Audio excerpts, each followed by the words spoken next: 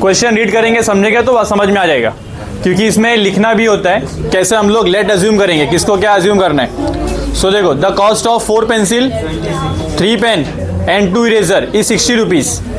सो तुम्हारे को लेना पड़ेगा let number of pencils be x, let number of pens be y, let number of erasers be z। उसके base पे तुम्हारे बाकी कंडीशंस बनेंगे और मैट्रिक्स कंप्लीट हो जाएगा। और फिर तुम्हारे को लास्ट में पूछा है, वापस से दिया है, cost of 2 pencil 4 pen and 6 eraser 90 rupees, 6 pencil 2 pen 3 eraser 70 rupees. Find the cost of each item, एक एक का, पेंसिल का अलग, इरेजर का अलग, पेन का अलग, मतलब एक्स वाई जेड फाइंड करना है by using reduction method. Reduction method से यूज करना है इसको, तो हो जाएगा, डिफिकल्ट नहीं है। सबसे पहले हमारे को अज्यूम करना पड़ेगा। एक्सरसाइज 2.3 का क्वेश्चन नंबर 3,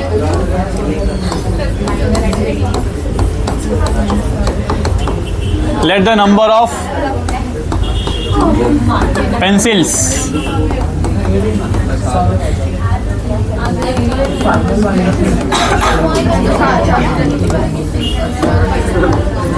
यहाँ पे एक्चुअली में जो आंसर है ना, कॉस्ट के बारे में पूछा है। तो हमारे को कॉस्ट ऑफ 1 पेंसिल लेना है x, कॉस्ट ऑफ 1 पेन लेना है y, कॉस्ट ऑफ 1 इरेजर लेना है z। ये कॉस्ट आएगा। यहाँ पे कॉस्ट लिखना वर्ड इंपॉर्टेंट है। Let the cost of 1 pencil be rupees x। कितना रुपया लिया मैंने, x। Let the cost of 1 pen be rupees y। कितना लिया, y। लास्ट में let the cost of 1 eraser be rupees z। So using the given conditions, by using the given conditions,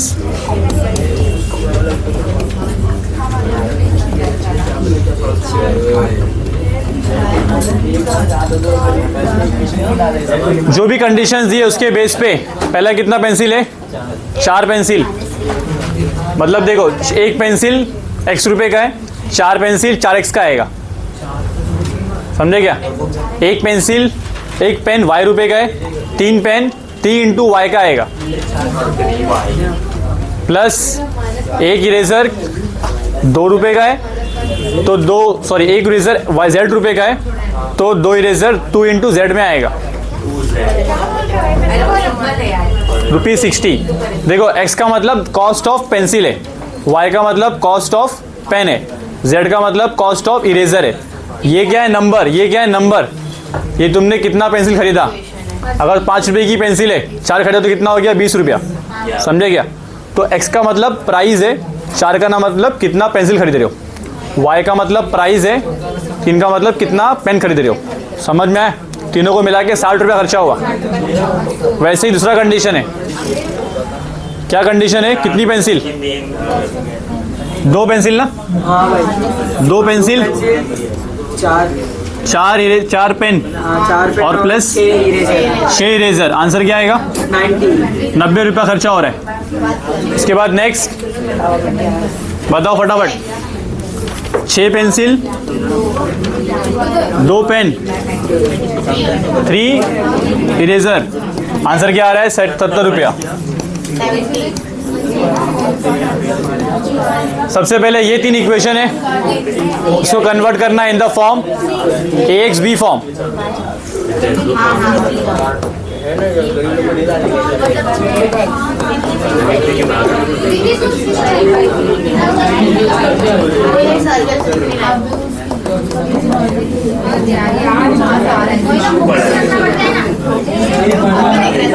कौन से form में है ये, ax b form, ax equal to b form. अभी a का वैल्यू देखो,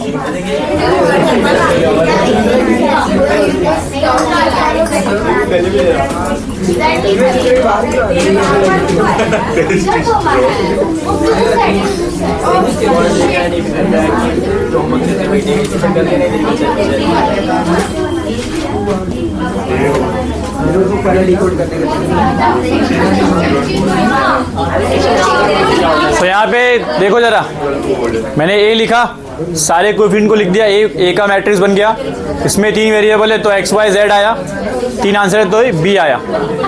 अगला स्टेप क्या रहेगा, नेक्स्ट स्टेप क्या रहेगा, अगला स्टेप क्या रहेगा, यहाँ पे तो आ गया। अब इसको एक्स बी फॉर्म में कन्वर्ट करते हैं। एक्स बी फॉर्म में क्या होता है, पहले आता है ए 4 3 2 2 4 6 6 2 3। यहाँ पे ध्यान दो, यहाँ पे एक्चुअल में तुम्हारे को लॉजिक बिल्ड करना है, लॉजिक लगाना है। तो यहाँ पे तुम्हारा फोकस चाहिए। यहाँ पे क्या है, एक्स वाई जेड, बातचीत बंद करो, बाद में करो, अभी यहाँ फोकस करो।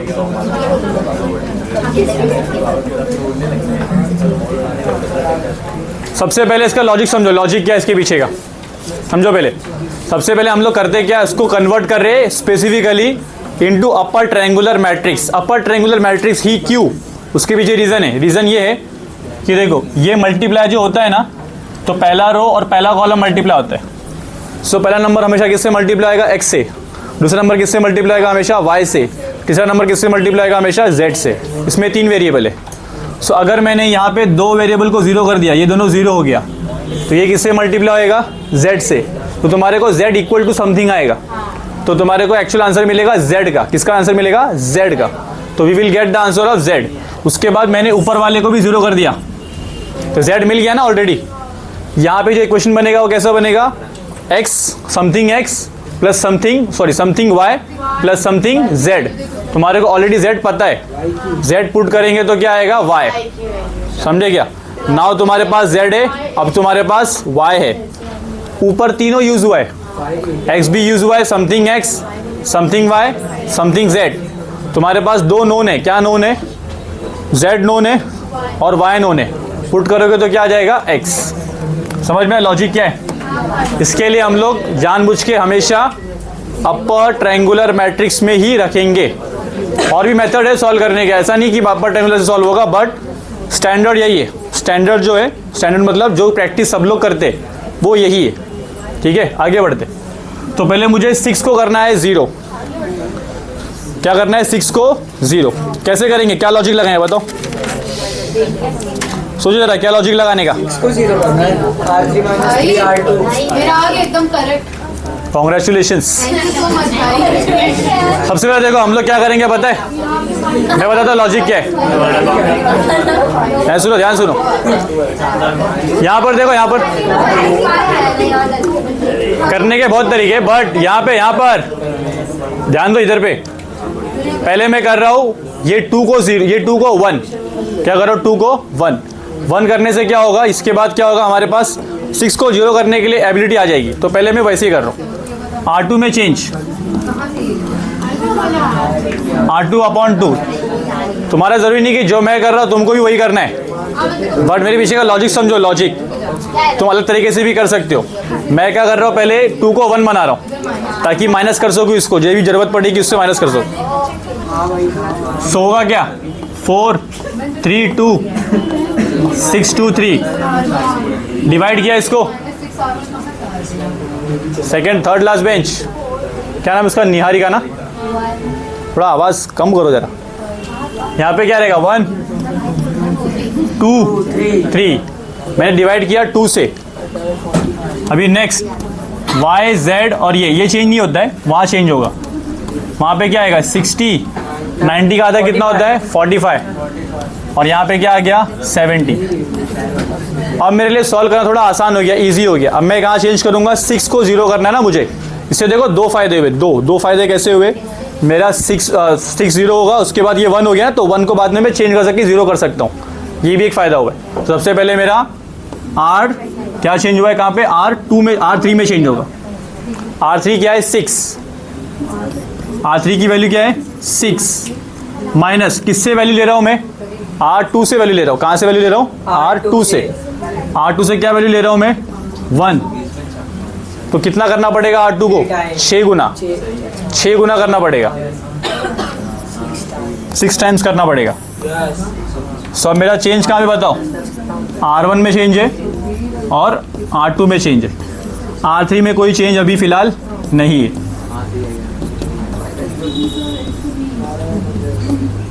ठीक है, सो नेक्स्ट चलेगा, ये भी चलेगा। सो क्या आएगा बताओ, यहाँ पर 6 6 के जगह पे क्या आ जाएगा 0। इसको चेंज करोगे तो 2 माइनस क्या है 2 माइनस 6 इंटू 2 तो माइनस कितना आ रहा है माइनस 10 आ रहा है 12 आएगा ना 2 माइनस 12 माइनस 10 आएगा।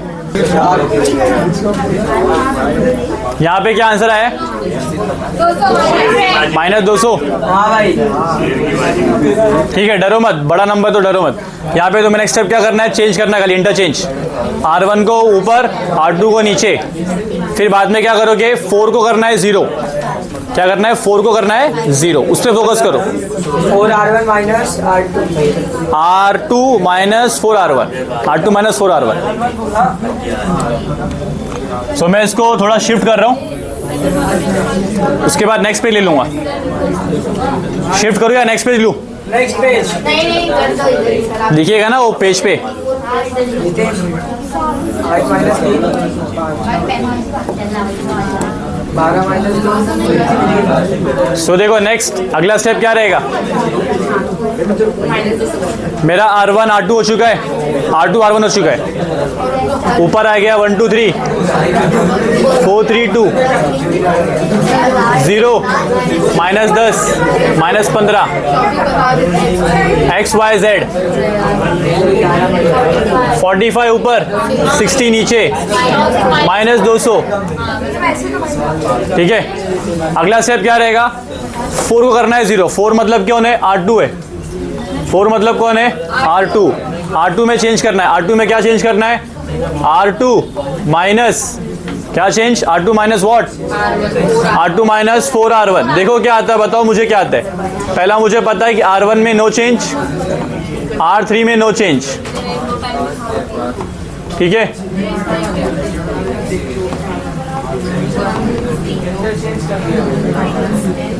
तो ऊपर वाला नंबर देखो ये जो नंबर था कहाँ पे 45 रहेगा माइनस 200 रहेगा। अगला स्टेप तुम मुझे आंसर बताओगे फिर मैं आगे बढ़ता हूँ। मैं सॉल्व कर लूँगा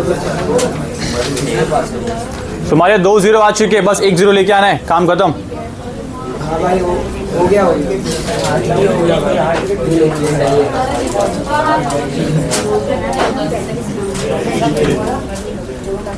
0 तो आया रहेगा यहाँ पे तो 0 आएगा ही आएगा। बाकी 4 नंबर बताओ। प्लस 20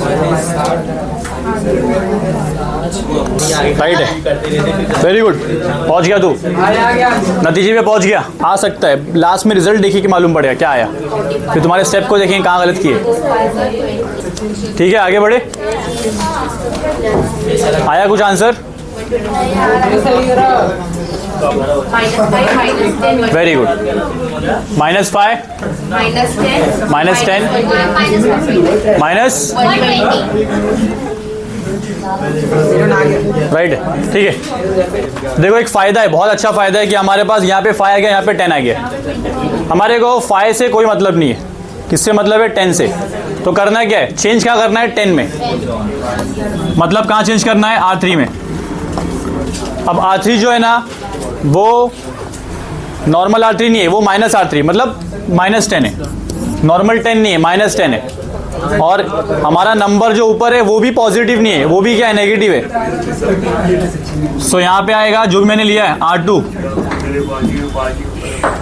अगर मुझे इसको 0 करना है 0 करने के लिए सबसे पहले मुझे साइन प्लस लेना पड़ेगा क्या माइनस लेना पड़ेगा क्या लेना पड़ेगा प्लस या माइनस बताओ प्लस नहीं माइनस लेना पड़ेगा तभी साइन प्लस होगा। इसलिए पूछ रहा हूँ मैं माइनस करोगे तो माइनस माइनस प्लस होगा तब वो कट होगा समझा क्या क्योंकि ये ऑलरेडी माइनस में ये ऑलरेडी किस में माइनस में। सो माइनस है उसके बाद नेक्स्ट इसको डबल कर दो डबल किया तो क्या आएगा अब तुम्हारा आंसर 0 आ जाएगा। अब तुम्हारा फाइनल आंसर कंप्लीट यही करना था ये लास्ट स्टेप है लास्ट लॉजिक और तुम्हारा आंसर कंप्लीट। तो चेंज कहाँ पे नहीं हो रहा R1 में कोई चेंज नहीं हो रहा R2 में कोई चेंज नहीं हो रहा।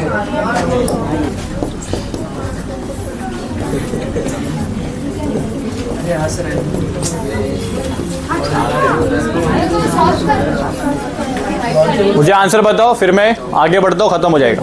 मुझे एक चीज़ पता है कि ये 0 आने वाला है और एक बात और यहाँ पे तुम्हें R2 को ही यूज़ करना है, R1 को करेगा तो बदल जाएगा, क्योंकि R2 के पास यहाँ पे 0 है, हमारे पास यहाँ पे 0, दोनों 0 0 खेलेंगे आपस में, कुछ होगा ही नहीं और 0 ही बचेगा। तुम डायलॉग खराब कर देते हो मेरा। यहाँ का नंबर बताओ, यहाँ का नंबर बताओ और तुम्हारा आंसर सॉल्व। भाई होने वाला है। ये 15 है, 15 माइनस 20 तो मुझे लग रहा है 5 आएगा, यहाँ पे आएगा 5, पॉजिटिव 5, 40 आएगा, क्योंकि z की वैल्यू कितनी है, z की वैल्यू 8। अगला स्टेप क्या है बताओ, मैट्रिक्स मल्टीप्लिकेशन। पहला रो सेकंड का कॉलम, फर्स्ट मैट्रिक्स का रो सेकंड मैट्रिक्स का कॉलम। यहाँ आंसर लिख रहा हूँ मैं, लास्ट बेंच, और यहाँ पे रुक जाओ जरा, पहला रो और पहला कॉलम, फर्स्ट मैट्रिक्स का रो देखते हैं, सेकंड मैट्रिक्स का कॉलम देखते हैं। सिंपल आएगा x + 2y 3z equal to 45। Next, ये 0 है ना, तो मैं 0 को भाव नहीं दूंगा, 0x हटा दो, खाली y को देखते हैं, -y -5y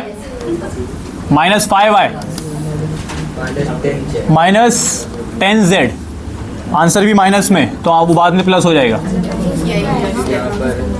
और लास्ट 0x 0 होने वाला है, y 0, तो मैं इसको लिखूंगा ही नहीं, डायरेक्ट z लिखता हूँ, 5z इक्वल टू 40। अब मैं करूंगा इक्वालिटी ऑफ मैट्राइसेस। देखो अलग अलग इक्वेशन मिलेंगे,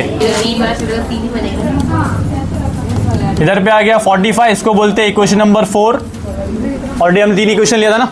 equation number 4 -5y -10z equal to -120, इसको बोलते हैं इक्वेशन नंबर 5। अगला 5z इक्वल टू 40, इसको मैं बोलूँगा z इक्वल टू 40/5, z की वैल्यू आ गई 8। इस z को पुट करेंगे सबसे पहले इक्वेशन नंबर 5 में, क्यों 5 में ही क्यों, बिकॉज वहाँ पे 2 वेरिएबल है, एक पता है और एक बाद भी मिल जाएगा, इसको पुट करना है।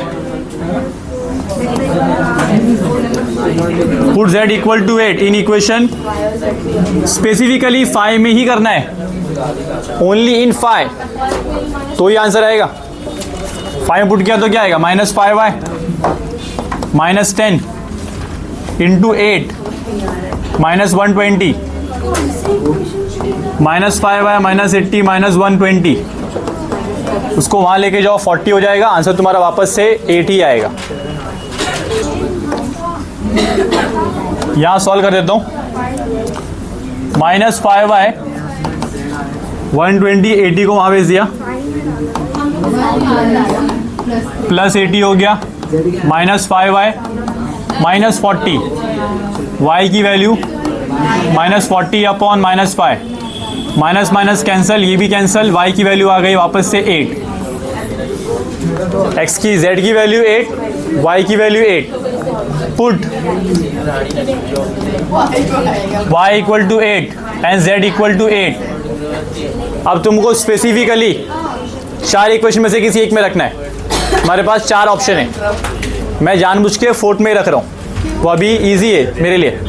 तुम 1 में रखोगे तो भी आएगा, 2 में रखोगे तो भी आएगा, 3 में रखेंगे तो भी आएगा, बिकॉज उसका रीज़न है, रीज़न ये है 3 वेरिएबल में से 2 पता है, 1 नहीं पता है, तो मैं 4 में रख रहा हूँ। किसको नहीं समझ में आया, तुम्हारे को? चलो यहाँ देखो, आखिरी स्टेप, x लिखा, y की वैल्यू क्या है 8, z की वैल्यू क्या है 8, 45, x + 16 24, 45 दोनों को ऐड करेंगे तो कितना होता है, दोनों को ऐड करेंगे तो 40 होता है, -40 करेंगे आंसर आएगा 5। सो देखो x का मतलब क्या था, कॉस्ट ऑफ 1 पेंसिल, y का मतलब क्या था, कॉस्ट ऑफ 1 पेन, z का मतलब क्या था, कॉस्ट ऑफ 1 इरेजर, तो कॉस्ट ऑफ 1 पेंसिल है 5 रुपीज़, कॉस्ट ऑफ 1 पेन है 8 रुपीज़, कॉस्ट ऑफ 1 इरेजर भी है 8 रुपीज़। लास्ट में वो स्टेटमेंट लिखना कंपलसरी है, तो तुमको फुल मार्क्स मिलेगा। सोल्यूशन लिखने का, solution therefore the cost of 1 pencil is 8 rupees, the cost of 1 pen is 8 rupees, and last में लिखना है the cost of 1 eraser is 8 rupees। मतलब पेंसिल की 5, बाकी दोनों 1।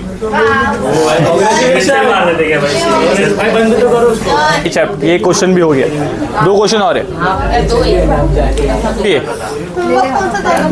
और क्वेश्चन नंबर 4 मैं बस थोड़ा सा हिंट बताऊंगा, बाकी तुम्हारे करना 5 वाला मैं कराऊंगा। 5 वाला थोड़ा टफ है, और 5 वाला बोर्ड एग्जाम में मल्टीपल टाइम्स आया है, ठीक है। आगे बढ़ते,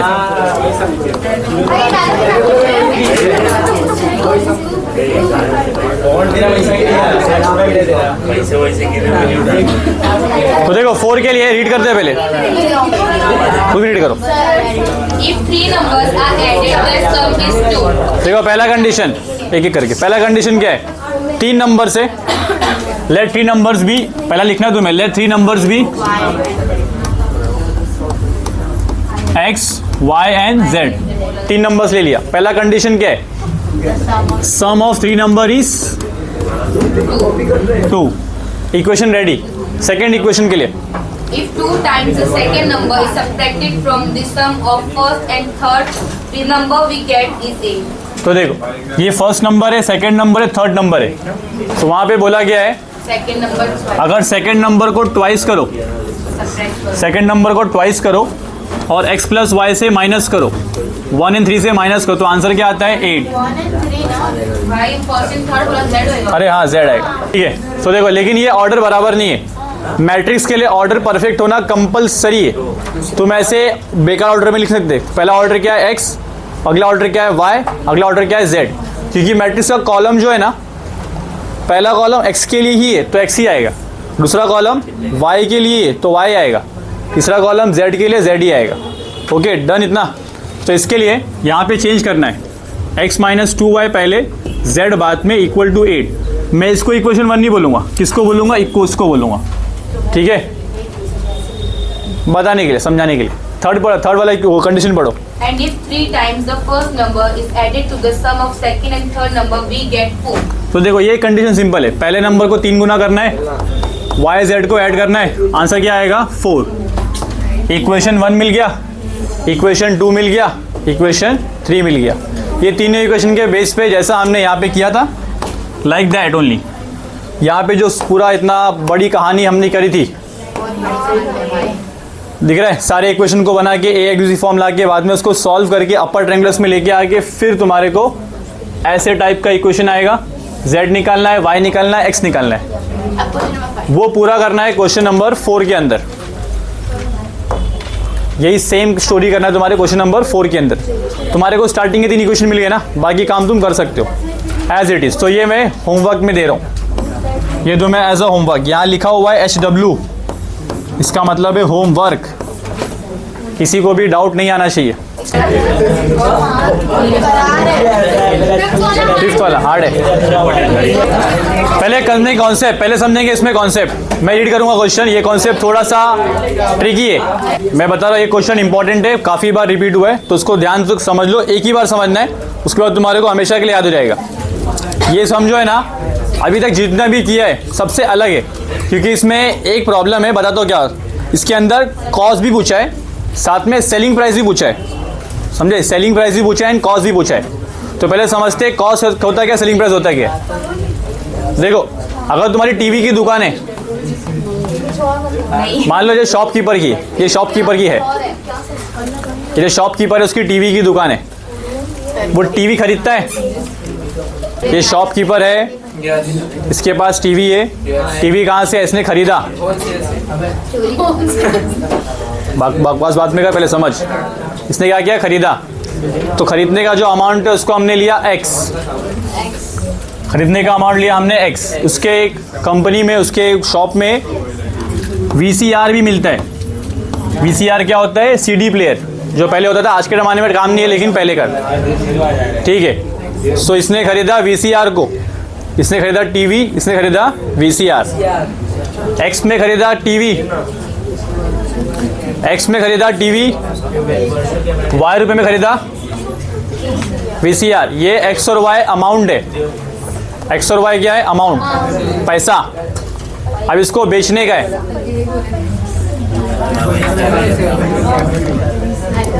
अगला स्टेप है बेचने का। नेक्स्ट स्टेप क्या है? बेचना ना। कंडीशन है, मैं रीड करता हूँ एक बार, देखो। Total cost of 3 TV and 2 VCR is 35,000 rupees. Shopkeeper wants profit of 1000 पर टेलीविजन।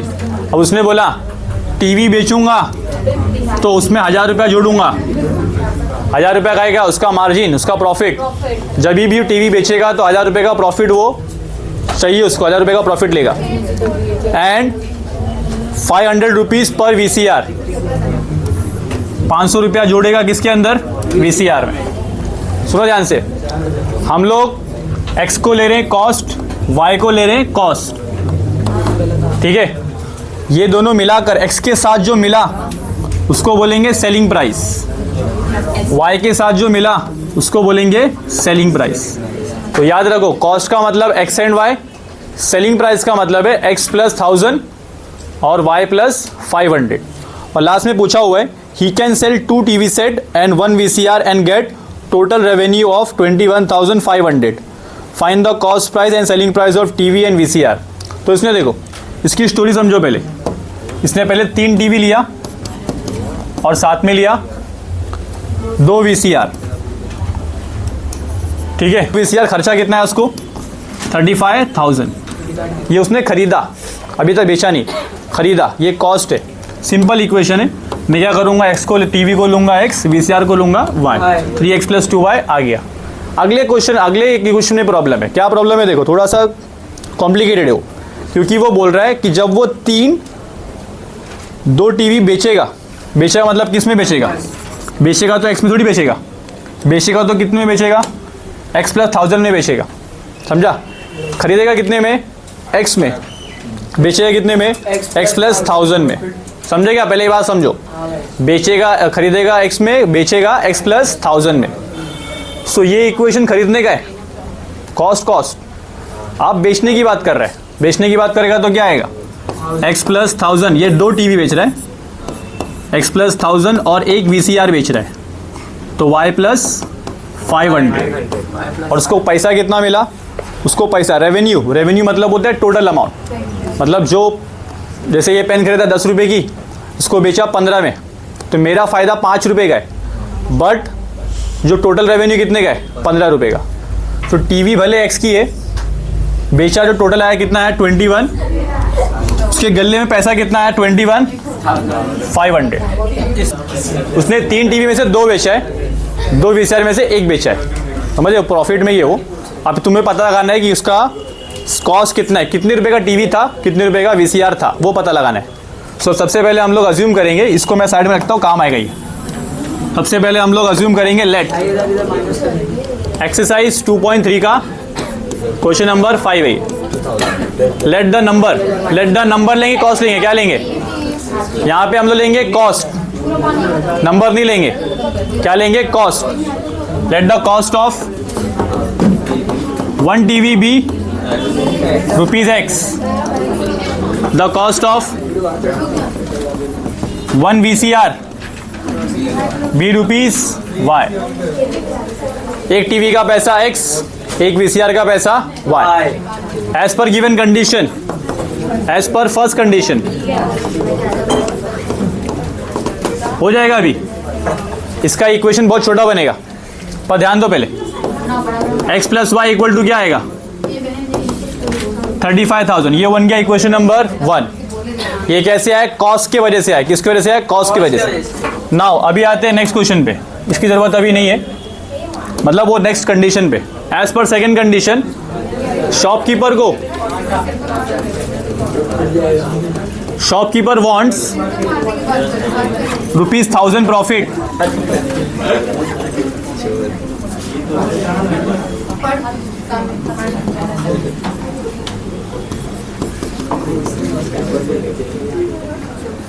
पर लिखना सही है, ऑन नहीं।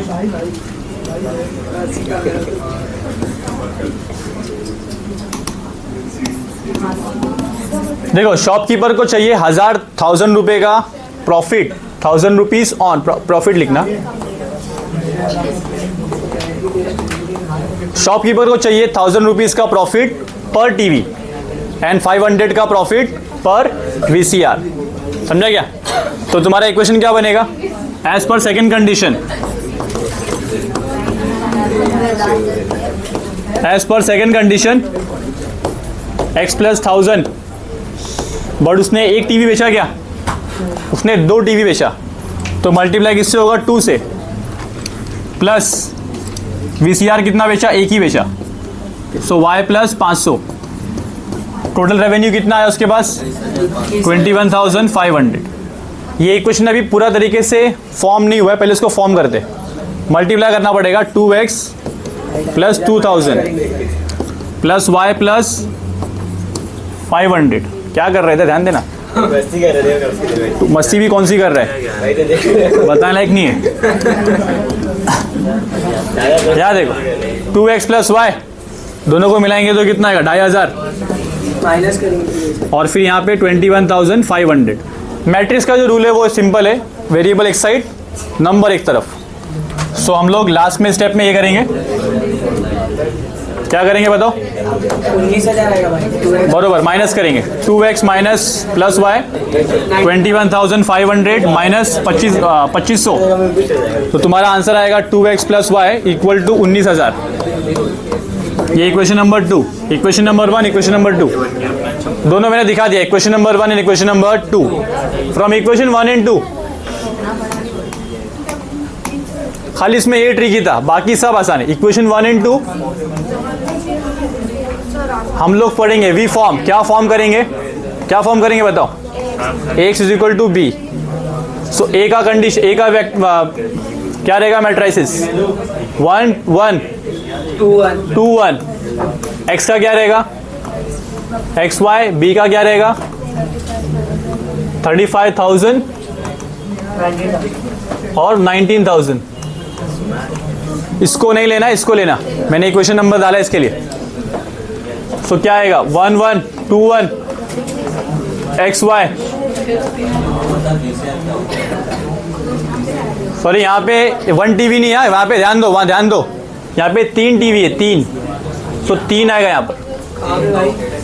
क्वेश्चन पढ़ो ध्यान से। क्वेश्चन 3x + 2y, पक्का देखो ध्यान। 3x + 2y, 3x + 2y। तो यहाँ पे 3, यहाँ पे 2। क्वेश्चन देखने का पहले यहाँ पे एक टीवी की बात नहीं है, कितने टीवी की बात है? 3 टीवी। 3 टीवी खरीदा प्लस 2 VCR खरीदा, वही मैं बोला 1 कैसे आया? 2 and 3 and 2। सो अब देखो सिंपल हो गया है तुम्हारा, इक्वेशन बहुत सिंपल हो चुका है। 3 2 1 2 1। इस तरफ क्या है? 35,000 और 19,000। 3R2 - 2R1। बताओ क्या लॉजिक लगाएंगे हम लोग? 3R2 - 2R1। ये 2 को 0 करना है। 2 किधर है? R2 में से। R2 की वैल्यू 2 है, इसको पहले 3 गुना करो। 3R2 - 2R1 -2 इंटू, माइनस करेंगे 2 इंटू R1 की वैल्यू कितनी है? 3। सो देखो 2 इंटू 3 करेंगे 6 होगा। माइनस किया 2 से, लेकिन 2 को 3 करना पड़ेगा, तो 6 - 6 आंसर क्या आएगा? 0। सो इन शॉर्ट तुम्हारे को R2 को ट्रिपल करना है, R1 को डबल करना है, उसको माइनस करना है। हो जाएगा। तो मैं लिख देता हूँ। चेंज कहाँ पे हो रहा है? R2 में। R1 में कोई चेंज नहीं है। 3 2 xy 35,000। बाकी तुम्हारे हवाले। वतन साथियों फटाफट करो, दोनों का आंसर निकालो, मुझे बताओ। भाई अरे रुको, होमवर्क क्या हो गया है? -1 होमवर्क क्या हो चुका है? कितना है आंसर? और वहां पे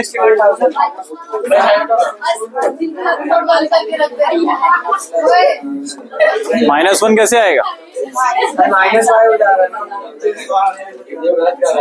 यही माइनस होना चाहिए फिर। माइनस में है ना वो भी, कितना है माइनस,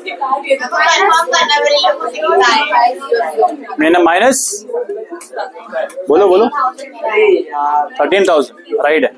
हमारा क्या है 13,000 का टीवी, इसका 1,00,000 टीवी कितना, 1,60,000 13,000 की टीवी, तभी तो आएगी तो आंसर। 13,000 की कितनी है,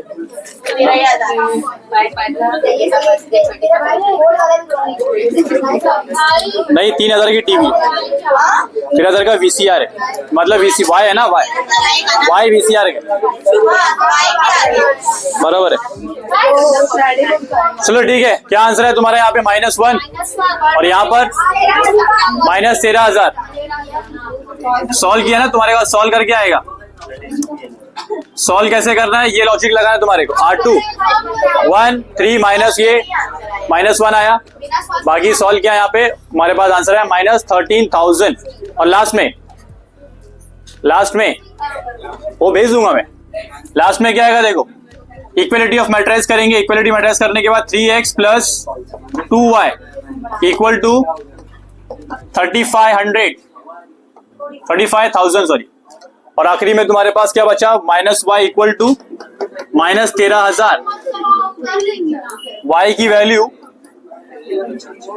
13,000 है। y का मतलब क्या है, VCR। y का मतलब क्या है, VCR। Cost of 1 VCR is ₹13,000। उसे पुट करना है तुम्हें x में और तुम्हारा आंसर आएगा 3,000। बट वो आंसर नहीं है, करो फटाफट करो।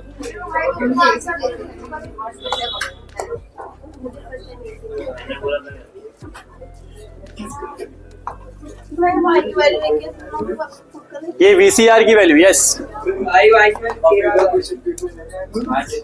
Put y equal to 13,000 in equation 2। आसान है, कौन सा आसान है, 2 1 कौन सा आसान है, 2 इजी है। ठीक है 2। क्या इक्वेशन है, 2x + 13,000 equal to 19,000। 19,000 minus 13,000, x की वैल्यू आएगी 6,000 डिवाइड बाय 2। x की वैल्यू कितनी आई, 3,000। तो अब xy क्या है, कॉस्ट है। xy क्या है, कॉस्ट।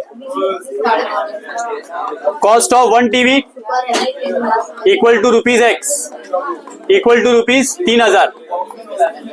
x की वैल्यू क्या है, 3,000। Cost of 1 VCR equal to y equal to कितना है, 13,000। बट यहां तक तुम्हारा आंसर राइट नहीं है, तुम्हारे को निकालना है सेलिंग प्राइस।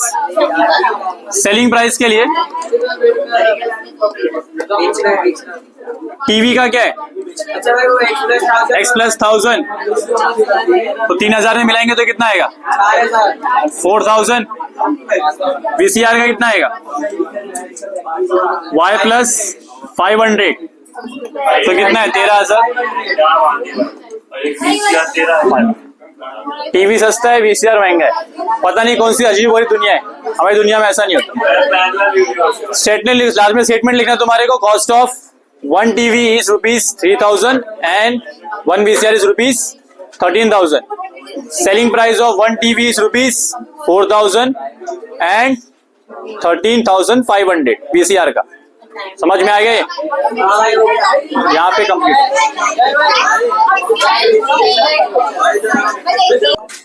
चेंज कहाँ पे हो रहा है, R2 में। R1 में कोई चेंज नहीं है। 32 XY 35,000। बाकी तुम्हारे हवाले। वतन साथियों फटाफट करो, दोनों का आंसर निकालो, मुझे बताओ। बराबर है, चलो ठीक है। क्या आंसर है तुम्हारा यहाँ पे, -1 और यहाँ पर -13,000।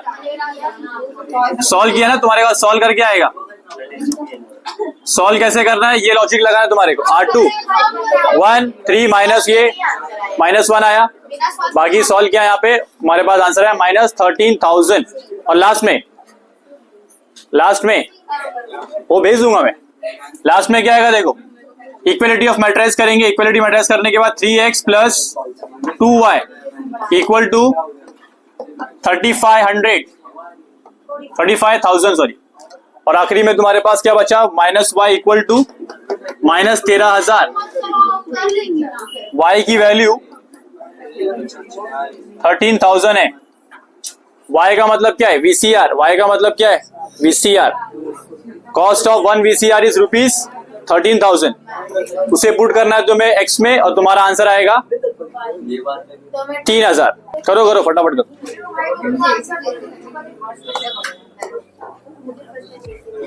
Put y equal to 13,000 in equation 2। आसान है, कौन सा आसान है, 2 1 कौन सा आसान है, भाई 2 इजी है। ठीक है 2। क्या इक्वेशन है, 2x plus 13,000 equal to 19,000। 19,000 minus 13,000, x की वैल्यू आएगी 6,000 डिवाइड बाई 2। x की वैल्यू कितनी आई, 3,000। तो अब xy क्या है, कॉस्ट है। xy क्या है, cost. Cost of 1 TV equal to ₹x equal to ₹3,000। x की वैल्यू क्या है, 3,000। Cost of 1 VCR equal to ₹y equal to कितना है, 13,000। बट यहां तक तुम्हारा आंसर राइट नहीं है, तुम्हारे को निकालना है सेलिंग प्राइस। सेलिंग प्राइस के लिए टीवी का क्या है, x प्लस 1,000। तो 3,000 में मिलाएंगे तो कितना आएगा, 4,000। VCR का कितना आएगा, y प्लस 500। तो कितना है, 13,000।